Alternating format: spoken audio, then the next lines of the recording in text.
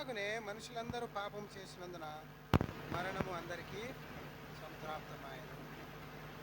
మరొక మాట చూస్తే 19వ వచనంలో, ఏలైనగా ఒక మనిషిని అవిధేయత వలన అనేకులు పాపులుగా ఎలాగూ చేయబడినో అవిధేయత వలన నీతిమంతులుగా చేయబడుదురు. ఇక్కడ ఇద్దరిని గురించి చెప్పబడింది. ఒక మనిషి అవిధేయుడు, మరొక మనిషి విధేయుడు. ఈ అవిధేయుడు ఎవరు, విధేయుడు ఎవరు? అవిధేయుడు ఎవరు అనగా మొదటి మనుషుడు. ఆయన ఎవరైనా పత్రికలు మొదటి పత్రికలో ఆ మొదటి మనుషుడు ఎవరైనది వివరణ ఇచ్చాడు. అక్కడ ఎవరండి? చదవండి ఆ మాటలు. 15వ అధ్యాయము. ఆదాము అనే సంగతి మనకు 22వ వచనంలో లేదా 21వ వచనంలో, మనుష్యుని ద్వారా 15, 20, 21 మనుష్యుని ద్వారా మరణము వచ్చిన గనుక మనుష్యుని ద్వారానే మృతుల పునరుద్ధానమును కలిగెను. ఆదామునందు అందరూ ఎలాగూ మృతి పొందుచున్నారో అలాగుననే క్రీస్తునందు అందరూ బ్రతికింపబడుదురు. పునరుద్ధానమును గురించినటువంటి సత్యము తెలియజేస్తూ ఆదాము అనేటువంటి వ్యక్తి ద్వారా లోకములోనికి మానవ జీవితం అంతా కూడా మరణమునకు లోనైపోయి వచ్చింది. యేసుక్రీస్తు ద్వారా మనుషులందరికీ కూడా జీవం వచ్చింది, లేదా యేసుక్రీస్తు ద్వారా మనుషులందరికీ కూడా మరి మృతుల పునరుద్ధానం అనేది కలిగిందని పౌలు ఇక్కడ చెప్పినటువంటి విషయాలు మనం ఇక్కడ చదువుకున్నటువంటి వాక్యంలో చెప్పబడినాయి. వాస్తవంగా ఆదామునకు ప్రభు అయిన యేసుక్రీస్తు వారికి భేదాలు తెలుసుకొని మనము కూడా ప్రభు బల్లలోకి పాలు పొందేటప్పుడు మనము కూడా ఈ లోకంలో దేవుని బిడ్డలుగా ఎలా ఉన్నాము అనేది పరీక్షించుకోవాలి. దేవుని బల్ల అనేది ఎందుకు మనకు ఇవ్వబడిందంటే, దేవుని బల్ల అనేది పరలోకానికి వెళ్ళడానికి కొరకైనా it's a preparation table, not దాన్ని ఏమంటారు, it's not perfect table, it's a preparation table. Perfect table will distribute our. మనం ఎప్పుడైతే పరలోకానికి అప్పుడు ప్రభు అయిన యేసుక్రీస్తు వారు మనకు బల్ల ఇస్తారు. అది సంపూర్ణముతో ఇవ్వబడినటువంటి బల్ల.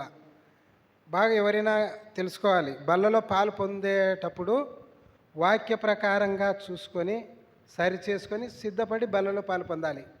ఒకవేళ ఇక్కడ సిద్ధపడకోకుండా నేను ఇట్లే ఉండేది, ఎవరేం చెప్తే ఏం అని సొంతంగా ఎటు పడితే అటు బల్ల తీసుకొని ఎటు పడితే ఆత్మీయ జీవితంలో జీవిస్తే వారు ఈ లోకంలో వదిలిపెట్టబడతారు.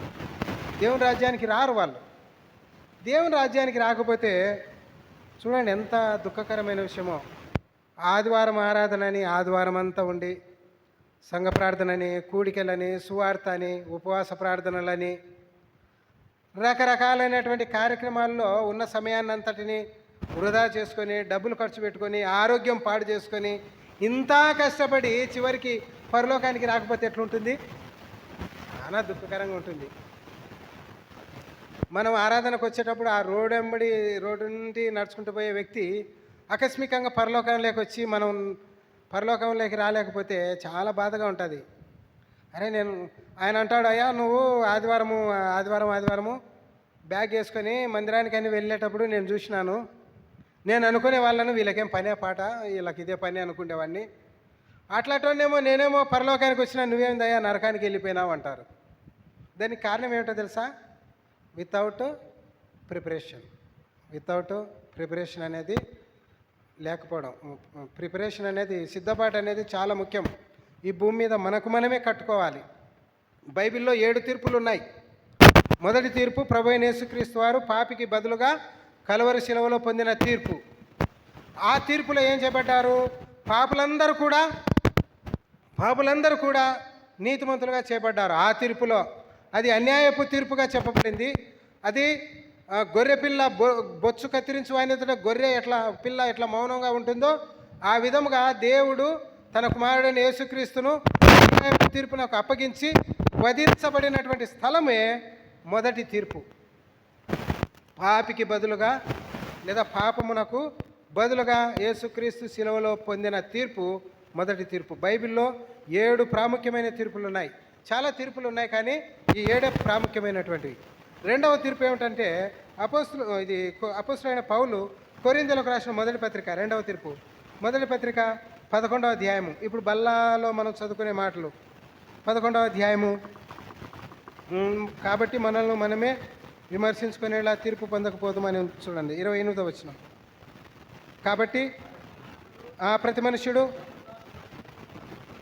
తను తాను పరీక్షించుకునే వాళ్ళను అలాగు చేసి ఆ రొట్టెను తిని ఆ పాత్రలో, ఇది రెండవ judgement. This is second judgement అంటారు. మొదటి తీర్పు ఎక్కడొచ్చింది? కల్వరి శిలువలో యేసు ప్రభు పాపులమైన మనందరి కొరకు మన పాపాలను తీసుకొని ఆయనలో ఉన్న జీవాన్ని ఇచ్చాడు. మీరు నిర్దోషులను తీర్పు తీర్చాడు.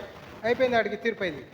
నిర్దోషులుగా చేయబడిన మనము, నీతిమంతులుగా చేయబడిన మనము, పరిశుద్ధులుగా చేయబడిన మనము, దేవుని బిడ్డలుగా చేయబడిన మనము రెండవ తీర్పు బల్ల యుద్ధ తీర్చుకోవాలి. ఇది రెండవ తీర్పు. ఈ తీర్పులో ఏమన్నా? కాబట్టి ప్రతి మనుషుడు తనను తాను పరీక్షించుకోవాలి, వేరే వాళ్ళు పరీక్షించకూడదు. తను తాను ఎట్లా పరీక్షించుకుంటాడు? ఇప్పుడు నేను ఇంకొక ఆయనకు తీర్పు తీర్చినాను అనుకో, నా దృష్టిలో ఆయన చెడుగానే ఉండొచ్చు, కానీ దేవుని దృష్టిలో కరెక్ట్గా ఉండొచ్చు కదా. సో అట్లా కాదు. ప్రతి మనుష్యుడు కూడా తనను తాను దేవుని వాక్యపు వెలుగులో సరిచూసుకోవాలి.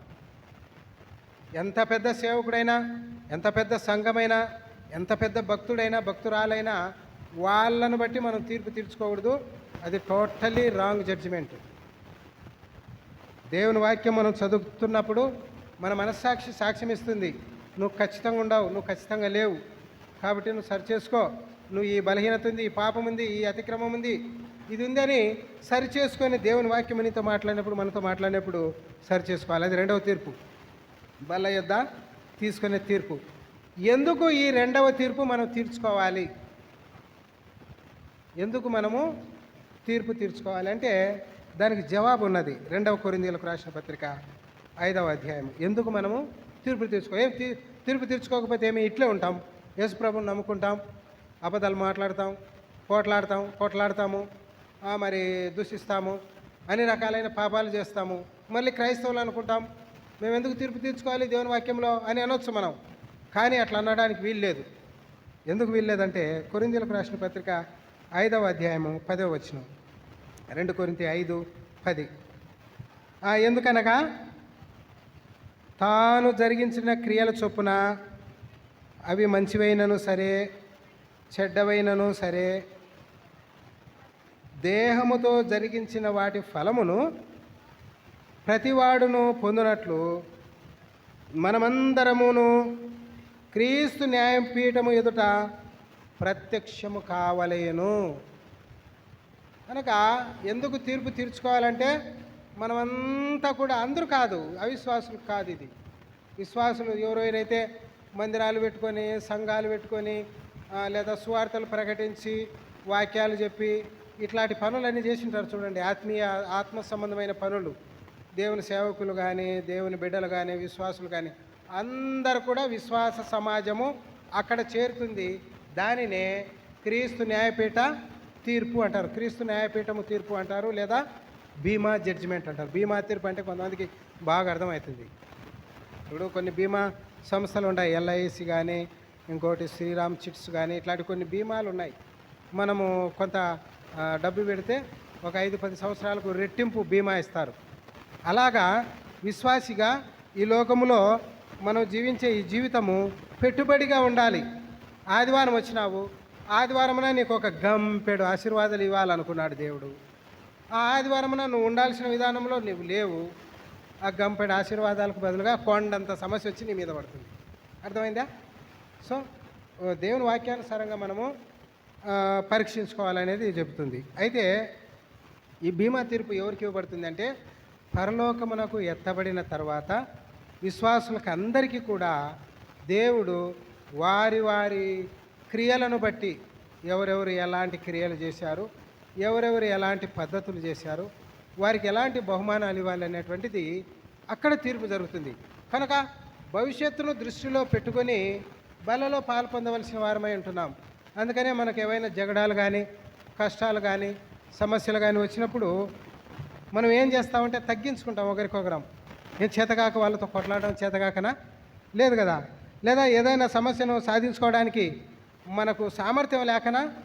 అలానే కాదు, దేవుని యొక్క ప్రేమను బట్టి దేవుని యొక్క మంచితనాన్ని వారికి కనపరచడం కొరకు మనం ఆ విధంగా చేస్తామనేది మనకు తెలుసుకోవాలి. కనుక ఈ బీమా జడ్జిమెంట్ లేదా ఈ యొక్క న్యాయపీఠపు తీర్పులో ఏ ఏ విషయాలకు మనకు దేవుడు బహుమానాలు ఇస్తాడు. సో బైబిల్లో ప్రాముఖ్యమైనటువంటి 5 బహుమానాలు ఉన్నాయి, కిరీటాలు.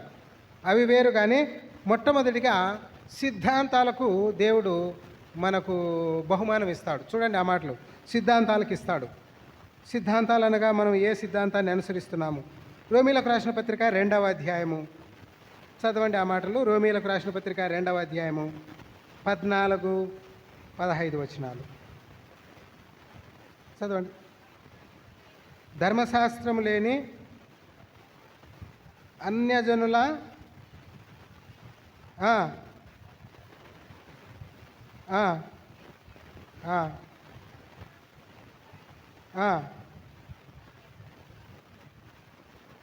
తమకు తామే ధర్మశాస్త్రమైనట్టున్నారు. అట్టివారి మనస్సాక్షి కూడా సాక్ష్యమిచ్చుచుండగాను వారి తలంపులు ఒకదాని మీద ఒకటి తప్పు మోపుచు లేక తప్పు లేదని చెప్పుచుండగాను ధర్మశాస్త్రము తమ హృదయమందు వ్రాయబడినట్టు చూపుచున్నారు. ఇక్కడ ధర్మశాస్త్ర ప్రకారముగా జీవించావా లేదా ధర్మశాస్త్రం లేకోకుండా జీవించావా, వారికి తీర్పు ఉంటుంది. ఇప్పుడు మనం ఆరాధనలో చూసుకున్నాం, ధర్మశాస్త్రం ప్రకారంగా జీవించే వాళ్ళు ఎవరు? వాళ్ళు మీకు అర్థమైందో నాకు ఆ వాక్యం చెప్పిన ఉంటే వీళ్ళకి అర్థమైందా లేదా అని డౌట్ వచ్చింది. ధర్మశాస్త్రం ఎవరికి ఇవ్వబడింది అని చెప్పాను?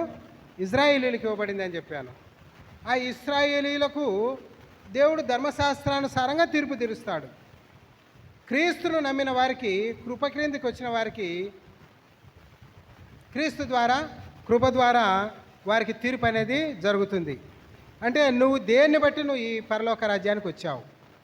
నువ్వు ధర్మశాస్త్రాన్ని బట్టి పరలోక రాజ్యానికి వచ్చావా? అయితే ఏ ఏ ఏ ఆజ్ఞలు పాటించావు? ఎంతవరకు నువ్వు ఈ లోకంలో జీవిస్తూ వచ్చావంటాడు. లేదా కృపను బట్టి నువ్వు యేసుప్రభుని అంగీకరించింటే ఎట్లా అంగీకరించినావు? ఎట్లా? యేసుప్రభుని గురించి నీకేం తెలుసు చెప్పు అంటాడు. ఏం చెప్తాము? మనకు ఆదివారం వాక్యం వినింటే కదా యేసుప్రభుని గురించి మనకు తెలిసేది. బైబిల్ చదివింటే కదా మనకు యేసుప్రభుని గురించి తెలిసేది. ఏవైనా లోతైన విషయాలు అక్కడెక్కడో విని తెలుసుకుంటేనే కదా మనకి ఏమైనా తెలిసేది.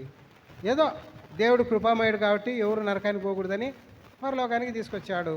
పరలోకానికి వచ్చినాం, అంతకుమించి మాకేం తెలియదంటే, సరే బా అయితే నీకు ఏదో పెద్ద కిరీటం ఇవ్వాలనుకుంటుని, నీ భక్తి చాలా చిన్నది కాబట్టి ఇదిగో ఈ చిన్న బంగారు కమ్మి తీసుకొని వెళ్ళు అని దేవుడు బహుమానం ఇస్తాడు. చాలా నిరాశ పడిపోతావు అక్కడ. ఎంత పని చేసినా కూడా శ్రేష్టమైన బహుమానాలు మనకు రాకపోతే మన ఆత్మీయ జీవితం వ్యర్థం. మన ఆత్మీయ జీవితంలో అది కొరత. కాబట్టి సిద్ధాంతపరంగా కొంతమంది నేను సిద్ధపడే వచ్చాను. కొంతమంది కొరింథీ సంఘంలో గుంపులు పెట్టుకున్నారు. ఏమని? ఒకడు నేను అప్పుల్లో వాడను. మొదటి అధ్యాయంలో ఉన్నది చూడండి. అక్కడ మొదటి అధ్యాయం అపొస్తలుడైన పౌలు మొదటి అధ్యాయం 10వ వచనం. సహోదరులారా, మొదటి అధ్యాయం 10, సహోదరులారా మీరందరూ ఏకభావంతో మాట్లాడవలనియు మీలో కక్షలు లేక ఏక మనస్సుతోనూ ఏక తాత్పర్యముతోనూ మీరు సన్నద్ధులై ఉండవలననియు మన ప్రభువైన యేసుక్రీస్తు పేరిట మిమ్మల్ని వేడుకొనుచున్నాను. 12వ వచనం. మీలో ఒకడు నేను పౌలు వాడను, ఒకడు నేను అపొల్లో వాడను, మరి ఒకడు నేను కేఫా వాడను, ఇంకొకడు నేను క్రీస్తు వాడనని చెప్పుకొనుచున్నారని నా తాత్పర్యము. అక్కడ కొరింథీ సంఘంలో విభజనలు వచ్చాయి, గుంపులు ఏర్పడినాయి. ఒకడేమో నేను పౌలు వాడనంటాడు, ఒకడేమో నేను క్రీస్తు వాడనంటారు, ఇంకొకరేమో నేను కేఫా వాడనంటారు, ఇంకొకరేమో నేను అపొల్లో వాడను అంటారు. ఇప్పుడు పేతురు గుంపులు ఏమంటారు? యేసుప్రభును దగ్గరగా అంటిపెట్టుకునేది పేతురే కాబట్టి మా గుంపు గొప్పది అంటున్నారు. క్రీస్తు గుంపు వాళ్ళు ఏమంటున్నారు? క్రీస్తు లేకపోతే మీకు రక్షణ ఎక్కడొచ్చేది, అసలు ఈ మాటలు మాట్లాడడానికే మీకు యోగ్యత ఎక్కడిది అని క్రీస్తు గుంపు వాళ్ళు అంటున్నారు. పౌలు గుంపు వాళ్ళు ఏమంటున్నారు? క్రీస్తు వచ్చినాడు లోకానికి, మారుమనసు పొంది మారుమనసును గురించి ప్రకటించాడు, రక్షణ కార్యం చేసినాడు, మంచిదే. పేతురు సంఘ స్థాపన చేసినాడు, మంచిదే. పేతురు ఏదో కొద్ది వరకే యెరూషలేం వరకే ఆయన సేవ చేసి వెళ్ళిపోయినాడు. ఆయన విడిచిపెట్టిన పని అంతా పౌలు చేసినాడు. అసలు అన్యజనులకందరికీ రక్షణ పొందుటకు అన్యజనులందరికీ విశ్వాసాన్ని ప్రకటించింది పౌలే. కాబట్టి పౌలు గొప్పోడు, పౌలు గుంపు మాది అని కొందరు అంటున్నారు. ఇంకొకరు ఏమంటున్నారు, అసలు పౌలుకు దేవుని వాక్యమే తెలియదు, అపోల్లో అనేటువంటి వ్యక్తే ఆయనను తీసుకొని వచ్చి దేవుని వాక్యంలో ఇది ఉంది ఇది ఉంది ఇది ఉంది అని వివరించాడు, అపోల్లో గొప్పవాడు, అపోల్లో గుంపు అని అంటున్నారు అన్నారు. కనుక ఇట్లా గుంపులు ఉన్న ఈ కొరింథీ సంఘంలో ఏమైపోయిందంటే ఆత్మీయత అనేది లేదు వారి మధ్య. జస్ట్ ఊరికే వాళ్ళది ఏమంటారంటే ఆర్టిఫిషియల్ డివోషన్ లైఫ్ జీవిస్తున్నారు. అంటే లోకంలో బయట వాళ్ళు చూడడానికి వీళ్ళు కూడా వీళ్ళు కూడా దేవుని ప్రజలే, భక్తులే, వీళ్ళు కూడా క్రైస్తవులే అనే విధంగా జీవిస్తున్నారు. కానీ అంతరంగంలో చూస్తే అక్కడ చాలా విభజనలు, గుంపులు ఉన్నాయి. అందుకనే 7వ వచనంలో ఏమంటున్నారంటే, కనుక ఏ కృపావరమందును లోపం లేక మీరు ప్రభువైన యేసుక్రీస్తు ప్రత్యక్షత కొరకు ఎదురు చూచుచున్నారు. మరి ఆ విశ్వాసాలు ఎలాంటి వారంటే అన్ని విషయాల్లో బాగా గట్టివాళ్ళు, భక్తిలో చాలా గట్టివాళ్ళు, దేవుని రాకడ కొరకు ఎదురు చూస్తున్నటువంటి విశ్వాసులు అయినప్పటికీ కూడా వాళ్ళల్లో ఆత్మీయత అనేది లేదు. బాగా గమనించాలి, స్పిరిచువాలిటీ వేరు, టాలెంట్స్ వేరు, ఆత్మీయత వేరు, తలాంతులు వేరు. ఈ కొరింథీ విశ్వాసులు తలాంతులు కలిగిన వ్యక్తులు కానీ ఆత్మీయత లేని వాళ్ళు. ఇప్పుడు నేను బాగా వాక్యం చెప్పినాను అనుకోండి, అది నా తలాంత అయ్యిండొచ్చు, అంతేగాని ఆత్మీయత కాదు. నేను బాగా పాటలు పాడినాను అనుకోండి, అది నా తలాంత అయ్యిండొచ్చు, కానీ అది ఆత్మీయత కాదు. ఆత్మీయత వేరు, తలాంతులు వేరు. సంఘములో ఇక్కడ తలాంతులు ఉన్నాయి కానీ ఆత్మీయత లేదు. ఏ సంఘంలో? కొరింథీ సంఘంలో. వాళ్ళు అన్ని కృపావారాలు ఉన్నాయి, అందరూ కూడా దేవుని రాకడ కొరకు ఎదురు చూస్తున్నారు. ఇంకా మనం ఇక్కడ చదివితే ఒకడేమో భాషలతో మాట్లాడాలని ఉంటాడు, ఇంకొకరేమో పాటలు పాడాలని వచ్చారు, ఇంకొకడేమో దేవుని గట్టిగా వివిధ రకాల భాషలతో ఆరాధించాలని వచ్చారు. అంతా సంఘం అంతా గలిబిలి గందరగోళంగా ఉంటే పౌలు అంటున్నాడు, మనం ఆ కొరింథీ 15వ అధ్యాయంలో చదివితే, మీరందరూ కూడా అల్లరి చేయొద్దండి, దేవుడు సమాధానమునకు 14వ అధ్యాయంలో 14:33లో దేవుడు సమాధానమునకు కర్త కానీ అల్లరికి కర్త కాడు, మీరు అల్లరిగా ఉండొద్దండి అని అక్కడ వారిని హెచ్చరించాడు. అంటే దేవుడు మనకు బాగా గమనించాలి, దేవుడు మనకు సిద్ధాంతాన్ని బట్టి బహుమానాలు ఇస్తాడు. భూమి మీద చాలా రకాలైనటువంటి సిద్ధాంతాలు ఉన్నాయి క్రైస్తవ సమాజంలో. మీకు తెలిసిన ఏదో ఈ మధ్య ఒక కొత్త రకమైన సిద్ధాంత గుంపు వచ్చారు. వాళ్ళు కేవలం యేసు ప్రభు కంటే ఇంకొకరి గొప్ప వాళ్ళు ఉండారని బోధిస్తుంటారు. అదేమిదేమంటే మీరు నేర్చుకున్న దేవుని వాక్యమే తప్పు, మీకు బోధించిన బోధకులే తప్పు అని నిరూపించే వాళ్ళు వచ్చినారు. నాకు ఒక ఆయన ఎదురయ్యాడు, నాకు చెప్పినాడు, నేను ఏదో పని మీద ఉన్నప్పుడు ఫోన్ చేసినాడు. అప్పుడు నా దగ్గర బైబిల్ లేదు, బైబిల్ ఉంటే బాగా వచనాలు చెప్పేవాడిని. ఆ బైబిల్ లేకపోయినా మొత్తం అంతా చెప్పేసరికి ఆ మనిషి లేదండి ఏదో మాది మేము చేసుకుంటామని జారిపోయాడు.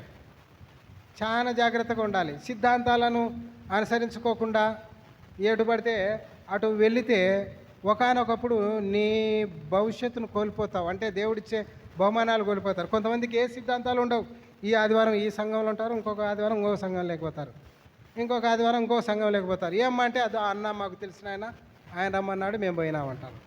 ఇక్కడ ఎందుకు అంటే ఇక్కడ ఇది బాగలేదు కాబట్టి వేరే సంఘంలోకి పోయినామంటారు. కనుక దేవుడు ఇది కొత్త నిబంధన ప్రత్యక్షత కలిగిన సంఘం. ఒక సంఘములో స్థిరముగా ఉండాలి.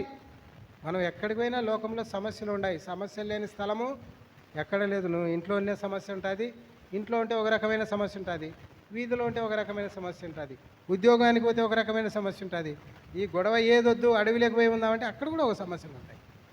కాబట్టి ఎక్కడికి పోయినా సమస్యలు అనేవి ఉన్నాయి, కానీ వాటన్నిటిలో కూడా జయిస్తూ ఓపికతో సహనముతో సాగి వెళ్ళడం అనేది నేర్చుకోవాలి.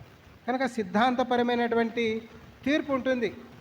మీరు ఏ బోధలో ఎదుగుతున్నారు, ఏ సంఘములో స్థిరముగా ఉన్నారు, ఏ వాక్యము మీరు నేర్చుకున్నారు, మీ ఆత్మీయ జీవితాలు దేని మీద కట్టబడ్డాయి అనేది సిద్ధాంతం నేర్పబడుతుంది. మనకు అపోస్తలుడైన భక్సింగ్ అంకుల్ గారు మనకిచ్చినటువంటి ఈ దర్శనము క్రొత్త నిబంధన దర్శనం. ఈ దర్శనం ఏముంది? అపోస్తలుల బోధ, అపోస్తుల బోధ, రొట్టె విరుచుట, సహవాసము, ఎడతెగని ప్రార్థనా జీవితం. ఇది మన సంఘ దర్శనం. ఈ బోధలో విశ్వాసులు కట్టబడాలి. ఈ బోధలో కట్టబడిన విశ్వాసులు బల్ల రొట్టెలో ప్రభు బలలో పాలు పొందాలి.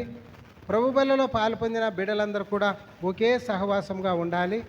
ఒకే సహవాసంలో ఉంటూ ప్రార్థన చేస్తూ ప్రభు రాకడ కొరకై ఎదురు చూడాలి. కృత నిబంధన సంఘం అంటారు దాన్ని. కనుక విశ్వాసులకు సిద్ధాంతాలను బట్టి తీర్పు ఉంటుంది. రెండవది మనము ఇతరుల విషయంలో ఎట్లా ప్రవర్తించినామనే దాని గురించి కూడా భయంకరమైన తీర్పు ఉంటుంది. ఇది మర్చిపోకూడదు. మత్తయి సువార్త 18వ అధ్యాయము చదువుదాం. అక్కడ మత్తయి సువార్త 18వ అధ్యాయం చాలా famous chapter in the Bible, New Testament. 18వ అధ్యాయము, మత్తయి సువార్త 18వ అధ్యాయము. ఏముంది అక్కడ? టూకీగా చెప్పాలంటే అప్పు ఇచ్చినటువంటి ఒక వ్యక్తి ఉన్నాడు అక్కడ. 18వ అధ్యాయము 21వ వచనం నుంచి. ఆ సమయమున పేతురు ఆయన వద్దకు వచ్చి, ప్రభువా, నా సహోదరుడు నా ఎడల తప్పిదం చేసినట్లా నేను ఎన్ని మార్లు అతన్ని క్షమించాలి? 7 మార్ల మటుక అని అడిగాను. అందుకు యేసు అతనితో ఇట్లా, నేను 7 మార్ల మటుకే కాదు 70 మార్ల మటుకని నీతో చెప్పుచున్నాను. ఇక్కడ ప్రభువు క్షమాపణను గురించి పేతురు అడిగాడు. ప్రభువా, ఎన్నిసార్లు క్షమించాలంటే 77 మార్లు మటుకు అన్నాడు. అంటే 70 × 7, 7 49, 490 సార్లు క్షమించాలంట. అన్నిసార్లు ఎవరు తప్పు చేయరు. మహా అంటే ఒకసారి చేస్తారు, 2 సార్లు చేస్తారు, 3 సార్లు చేస్తారు, మహా అంటే 10 సార్లు, 20 సార్లు చేస్తారు. అంతకుమించి ఎవరు చేయరు అనుకుంటా. ఇక్కడ అడిగిన విషయం ఏమిటంటే, ఎన్నిసార్లు తప్పు చేసినా నువ్వు క్షమించాలి, అది నీకు అలంకరణ అని దేవుడు చెప్తూ వచ్చాడు. అందుకు వారికి ఒక ఉపమానం చెప్పాడు. ఏమని? ఒక యజమానుడు ఒక దాసుని పిలిచి 10,000 తలాంతులు వచ్చినవాడు అతని యొద్దకు తేబడను. అప్పు తీర్చుటకు వాని యొద్ద ఏమి లేనందున వాని యజమానుడు వానిని, వాని భార్యను, పిల్లలను, వాళ్ళకి కలిగినది యావత్తును అమ్మి అప్పు తీర్చవాలని ఆజ్ఞాపిస్తే, ఆ దాసుడు ఆయన ఎదుట సాగిలపడి, ఓర్చుకొనుము, నీదంతా చెల్లిస్తానంటే, ఆ యజమానుడు కనికరపడి వాని అప్పునంతా చెల్లించేశాడు. చెల్లింపబడి క్షమాపణ పొందిన ఆ వ్యక్తికి తోడి దాసుడు ఎంత బాకిన్నాడంట? ఆ దాసుడు బయటికి వెళ్ళి తనకు 100 దేనారములు వచ్చిన తన తోడి దాసులలో ఒకరిని పిలిచి, నా అప్పు చెల్లిస్తావా లేదా నువ్వు అని ఆ వ్యక్తిని బలవంతం చేశాడు. అంటే, అయ్యా, ఇప్పుడు నా దగ్గర అప్పు లేదు, తర్వాత చెల్లిస్తా, నన్ను ఓర్చుకో, నన్ను క్షమించంటే ఏం చేసినాడు ఆ మనిషి? చాలా భయంకరంగా ప్రవర్తించినాడు. చూడండి. నా ఎడల ఓర్చుకున్నాము, 29వ వచనం, నీకు చెల్లించేదనని వాడిని వేడుకొన్నాను, కానీ వాడు ఒప్పుకొనక అచ్చినది చెల్లించే వరకు వాని చెరసాలలో వేయించను. వీడికేమో 100 దేనారాలు బాకిన్నాడు. దేనారాలు. అక్కడికేమో తన యజమానునికి ఎంత బాకిన్నాడు? 10,000 తలాంతులు బాకిన్నాడు. కనుక నీది ఎవరూ తీర్చలేని అప్పంతా నీది, నీ యజమానుడు క్షమించి వదిలిపెడితే, నీకు అప్పున్న 100 దేనారాల వ్యక్తిని నువ్వు క్షమించలేవా అని ఆ యజమానుడు జరిగినది ఆ యజమానుడికి చెప్తే, ఆ యజమానుని వాడిని పిలిపించి వానికి శిక్ష విధించినట్లుగా, కోపపడి శిక్ష విధించినట్లుగా ఉన్నది. యేసుప్రభు వారు అక్కడ ఏం చెప్పారంటే, ఆయన చెప్పదలుచుకున్న అంశము 35వ వచనంలో ఉంది. చూడండి. మీలో ప్రతివాడును తన సహోదరుని హృదయపూర్వకముగా క్షమింపని ఎడల నా పరలోకపు తండ్రి ఆ ప్రకారమే మీ ఎడల చేయను. క్రైస్తవ జీవితంలో చాలా విషయం. What is the definition of your Christian life అంటే ఇది main thing. Forgiveness is our quality. క్షమించడం అనేది మన గుణం, మన యొక్క జీవితాన్ని బయలుపరిచేది. తప్పు చేయని వాళ్ళు ఎవరు లేరు. ఒకవేళ తప్పు చేసినా కూడా క్షమించాలని యేసుప్రభు వారు చెప్పిన సందర్భం 14వ అధ్యాయంలో కూడా, రోమీలకు రాసిన పత్రికలో 14వ అధ్యాయంలో కూడా ఆ విషయాలన్నీ వ్రాయడం జరిగింది. కనుక విశ్వాసులకు రెండవది దేన్ని బట్టి దేవుడు తీర్పు తీరుస్తాడంటే, నీవు ఇతరుల ఎడల ఎట్లా ప్రవర్తించావో దాన్ని బట్టి తీర్పు ఉంటుంది. అందుకనే గలతీయులకు రాసిన పత్రికలో 6వ అధ్యాయంలో ఏమున్నదంటే, మనుషులు ఏం విత్తునో ఆ పంటనే కోస్తాడు. నువ్వు ఏం విత్తితే ఆ పంట కోస్తావు. నువ్వు ఇతరుల ఎడల నువ్వు ఎట్లున్నావో నీ ఎడల కూడా దేవుడు అలా ఉంటాడని అక్కడ తీర్పులో ఉంటుంది. మూడవది ఏంటంటే కొలసీలకు రాసిన పత్రిక 3వ అధ్యాయంలో ఉంది, నీ శరీరముతో నువ్వు ఎట్లా జీవించినావు, నీ శరీరాన్ని నువ్వు ఎట్లా వాడుకుంటున్నావు, తినడానికి, త్రాగడానికి, తిరగడానికి, జల్సాలు చేయడానికి వాడుకుంటున్నావా, ప్రార్థనలకు, సువార్తలకు, ఆరాధనలకు, దేవుని కార్యక్రమాల కొరకు నీ శరీరాన్ని వాడుకుంటున్నావా అనే దాని గురించి కూడా తీర్పు ఉంటుంది. ఇప్పుడు చాలామంది సంఘంలో కొంతమంది బంధువుల్లాగా ఉంటారు.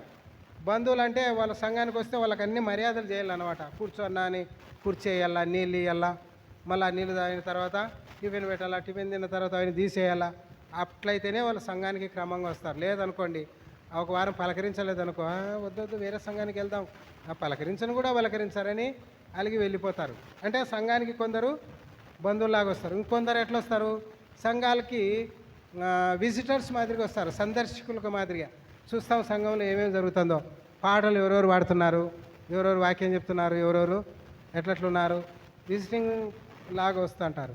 ఇంకొందరు పరిచయంలాగా వస్తుంటారు తప్పులు పడ్డానికి. అన్నా నువ్వు ఆ వాక్యం చెప్పినావు, అది అటు చెప్పకూడదన్నా, తప్పు చేయని వాళ్ళు ఎవరు ఉండారు, నువ్వు అట్లా చెప్తే ఎట్లా అని ఆయన ఏదో చెప్పింటాడు, దేవుడు ఆయనకి ఇచ్చినాడో చెప్పినాడు, ఇష్టం ఉంటే వినాలా, లేకపోతే వదిలేసి వెళ్ళిపోవాలి, అది దేవుడు చూసుకుంటాడు.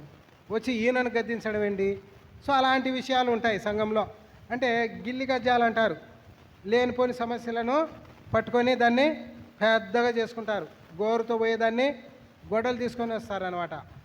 సరే అని అట్లా తలుపితే మనం దేశాలు దాటిపోగలం.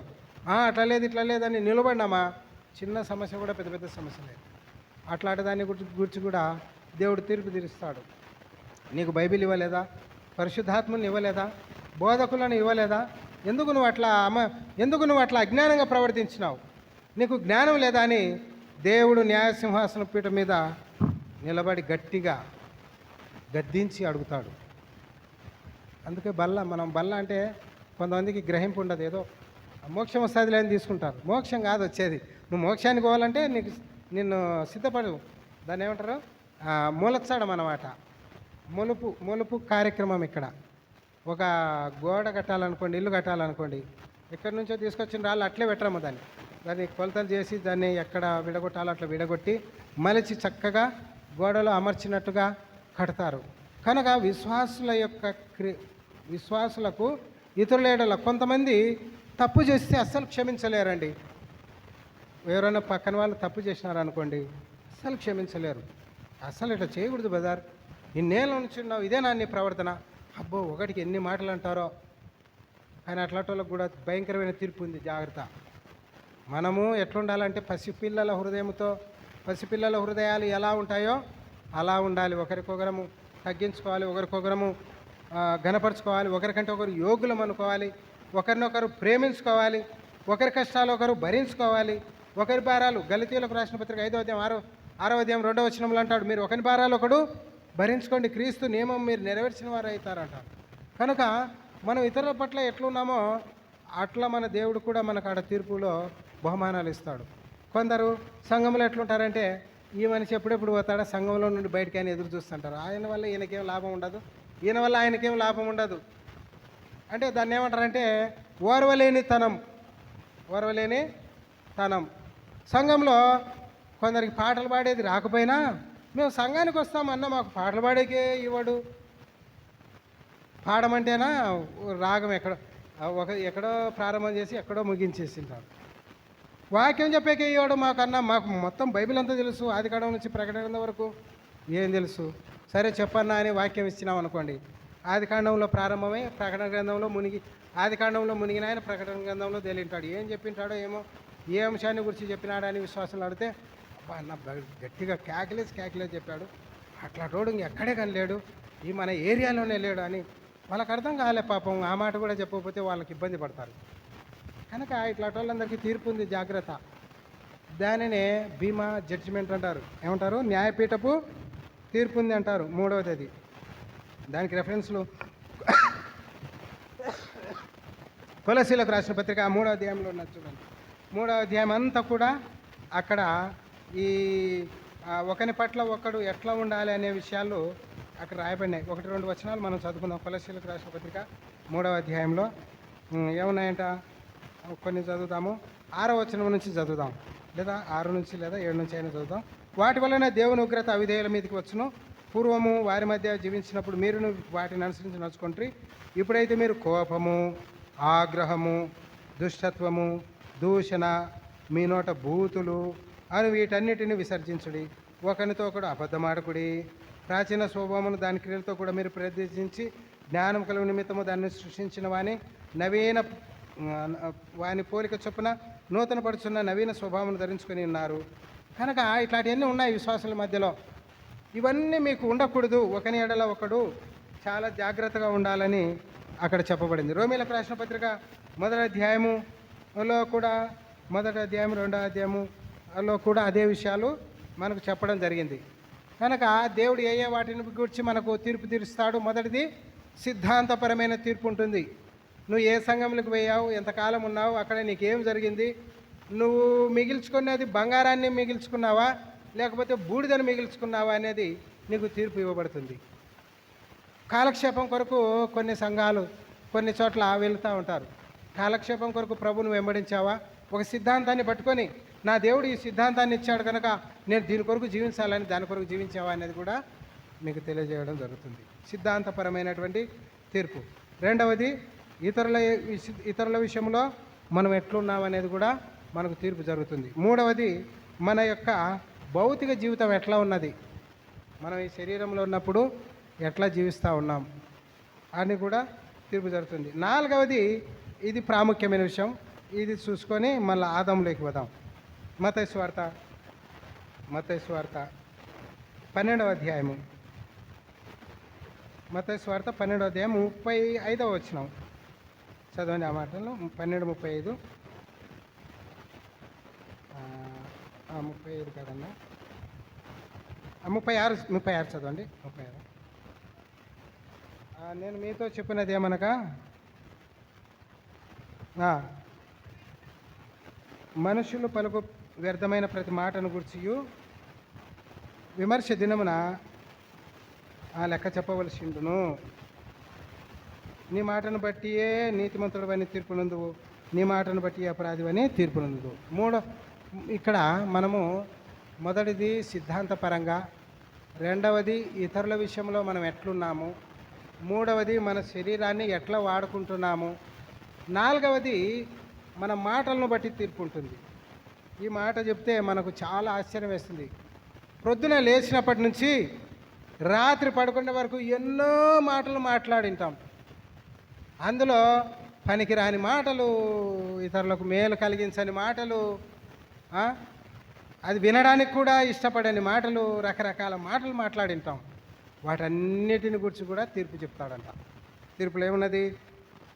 36వ వచనంలో, మనుషులు పలుకు వ్యర్థమైన ప్రతి మాటను గురించి విమర్శ దినమున లెక్క చెప్పవలసి ఉండును. నువ్వు ఎందుకు చెప్పావు ఆ మాట, ఎందుకు మాట్లాడావు ఆ మాట, మాటలను గురించి కూడా మనకు తీర్పు ఉంటుంది. పొరపాటున నోరు జారి ఏ మాట మాట్లాడినా ఏమి నష్టం కలుగుతుందో అని విశ్వాసులు జాగ్రత్తగా మాట్లాడండి అని దీని భావం. ఒకానొక సందర్భంలో మరి మనకు పాత నిబంధనలో సమూయేలు గ్రంథంలో ఉంది ఆ మాట. అబీగయీలు భర్త ఎవరు అయినా మోటువాడు నాబాలు దగ్గరికి దావీదు సేవకులు వెళ్తారు కొందరు. అప్పుడు దావీదు సేవకుల దగ్గరికి నాబాలు పని వాళ్ళు వచ్చినప్పుడు వాళ్ళకు సహాయం చేసింటారు, వాళ్ళ పశువుల కాపరులకు. కొన్ని పరిస్థితుల ద్వారా దావీదు రాజు ఏమి అవుతాడంటే ఆ నాబాలు ఉన్న ప్రాంతానికి వెళ్తాడు. ప్రాంతానికి వెళ్ళిన తర్వాత ఈ దావీదు రాజుకు ఆహారం కావాల్సి వస్తుంది. ఆహారం కావాల్సి వస్తే తన యొద్ద ఉన్న సేవకులను పిలిచి చెప్తాడయ్యా, మన దగ్గరికి నాబాలు వచ్చినప్పుడు వాళ్ళ సేవకులను, వాళ్ళ పశువులను, వాళ్ళ పనివారిని ఎంతో చాలా జాగ్రత్తగా చూసుకున్నాం మనం. ఆ విషయాలు మనకు సమూయేలు మొదటి గ్రంథంలో ఉన్నాయి, 25వ అధ్యాయంలో. మనము చాలా జాగ్రత్తగా వాళ్ళని చూసుకున్నాము, గౌరవించినాము కూడా వాళ్ళను. అయితే ఇప్పుడు మనము వాళ్ళు ఉన్నటువంటి స్థలమునకు మనం వచ్చాము. మొదటి సమూయేలు గ్రంథం 25వ అధ్యాయంలో విషయాలు ఉన్నాయి. వెళ్ళి ఆ ధనవంతునితో మనకు